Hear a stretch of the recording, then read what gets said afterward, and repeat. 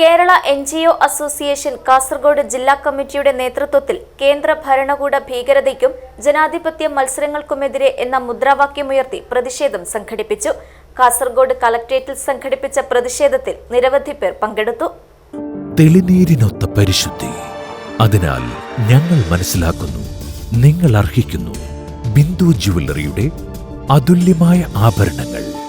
Bindu jewellery, Kasaragod, Sullia.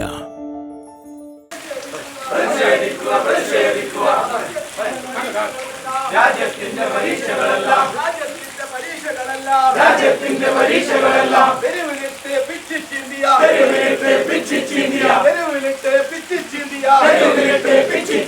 Modi സർക്കാർ തുലയട്ടെ.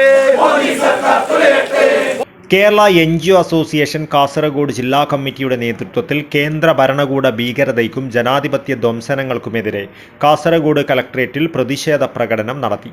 Kerala NGO association സംസ്ഥാന secretary Suresh Periyanganam പ്രതിഷേധം ഉദ്ഘാടനം ചെയ്തു. ജനാധിപത്യ രീതിയിൽ സമാധാനപരമായി സമരം നടത്തുകയായിരുന്ന ലോക്സഭാ പ്രതിപക്ഷ നേതാവ് രാഹുൽ ഗാന്ധിയെയും നേതാക്കളെയും ക്രൂരമായി മർദ്ദിച്ചത് അപലപനീയമാണെന്നും ഇത്തരം ജനാധിപത്യ ധ്വംസനങ്ങൾ അവസാനിപ്പിക്കണമെന്നും സുരേഷ് പെരിയങ്ങാനം ആവശ്യപ്പെട്ടു. പുതിയ തലമുറയ്ക്ക് ഭാവിയിലേക്കുള്ള വാതിലുകളാണ് എല്ലാ നിർണായക പരീക്ഷകളെന്നും ആ പരീക്ഷകളുടെ നടത്തിപ്പിലെ കള്ളക്കളികൾ ലക്ഷക്കണക്കിന് വിദ്യാർത്ഥികളെ കണ്ണീരിലാഴ്ത്തിയെന്നും അദ്ദേഹം കൂട്ടിച്ചേർത്തു. പ്രതിപക്ഷ നേതാവ് Z കാറ്റഗറിയുള്ള ഒരു നേതാവാണ്. ഇന്ത്യയുടെ സ്വാതന്ത്ര്യം നേടുത്തുന്ന തലമുറയുടെ പിന്മുറക്കാരനാണ്. അതൊന്നും വകവെക്കാതെ രാഹുൽ ഗാന്ധി ഉൾപ്പെടെയുള്ള നേതാക്കന്മാരെ വലിച്ചിഴച്ച് പ്രിയങ്ക ഗാന്ധിയുടെ ഒരു വനിതാ പോലീസ് പോലും ഇല്ലാതെ പ്രിയങ്ക ഗാന്ധിയുടെ തോളിലെടുത്ത് പോലീസ് വണ്ടി കയറ്റുന്നു. ഇതെന്താ, ഇത് ജനാധിപത്യമല്ലേ? ഇങ്ങനെ നരേന്ദ്രമോദി സർക്കാർ ഒരു ഫാസിസ്റ്റ് ഭരണകൂടമായി മാറിയിരിക്കുകയാണ്. ഇവിടെ സമരം നടത്താൻ അനുവാദമില്ല, അത് അടിച്ചമർത്തുന്നു. അങ്ങനെ കോൺഗ്രസ് നേതാക്കന്മാർ, കോൺഗ്രസ് ഒരു സുപ്രഭാതത്തിൽ പൊട്ടിമുളച്ച ഒരു രാഷ്ട്രീയ പാർട്ടിയല്ല. ഇന്ത്യക്ക് സ്വാതന്ത്ര്യം നേടിക്കൊടുത്ത രാഷ്ട്രീയ കക്ഷിയാണ് ഇന്ത്യൻ നാഷണൽ കോൺഗ്രസ്. അത് ഒരു അടിച്ചമർത്തലൂടെ ഇവിടെ നശിക്കാൻ വേണ്ടി പോകുന്നില്ല. പൂർവാധികം ശക്തിയോടുകൂടി ഇന്ത്യൻ നാഷണൽ കോൺഗ്രസ് ഇനി തിരിച്ചു വരാൻ എല്ലാ സാധ്യതയുമുണ്ട്. നമുക്കറിയാം, കഴിഞ്ഞ 10 വർഷക്കാലമായി കേരളത്തിൽ പിണറായി വിജയൻ സർക്കാർ എല്ലാം കേരളത്തിലെ ജനങ്ങളെ അടിച്ചമർത്തി മുമ്പോട്ട് പോയപ്പോൾ ഒരു ഇലക്ഷൻ വന്നു, തിരിച്ച് UDF ഗവൺമെൻറ് അധികാരത്തിൽ വന്നു. അതുപോലെ നരേന്ദ്രമോദിയുടെ സർക്കാരെ അതിശക്തമായി എതിർത്തുന്ന യുവാക്കളുടെ വോട്ട് മാത്രം മതി വീണ്ടും നരേന്ദ്രമോദി സർക്കാരിനെ പുറത്താക്കാൻ. ഒരു സംശയമില്ല.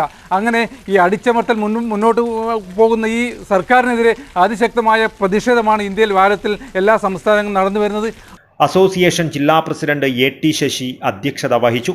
സംസ്ഥാന സെക്രട്ടേറിയറ്റ് അംഗങ്ങളായ KC സുജിത് കുമാർ, വത്സല കൃഷ്ണൻ, സംസ്ഥാന കമ്മിറ്റി അംഗങ്ങളായ ലോകേഷ് MP ആചാർ, ജയപ്രകാശ് ആചാര്യ, ജില്ലാ secretary VTP Rajesh, Girish Anappetti, M Madhavan Nambiar, Praveen Varayillam, Vijayakumaran Nair, Sanjeevan Achanthuruthi, Sreenimon Kanhangad, Navaneeth Krishnan, PP Baburaj, Jagadeesan Nair, Roy Shammanda, Rajesh Kamballur, Raghu Iriyanni, Ratheesh Bandaduka, Rijith Hosdurg, Ashokan Palliyath, Shafeeq Thrikaripur, Shajil Pinarayi, Jayaraj Periya, Girija Mappidicheri, Jayan OD, Harish എന്നിവർ നേതൃത്വം നൽകി.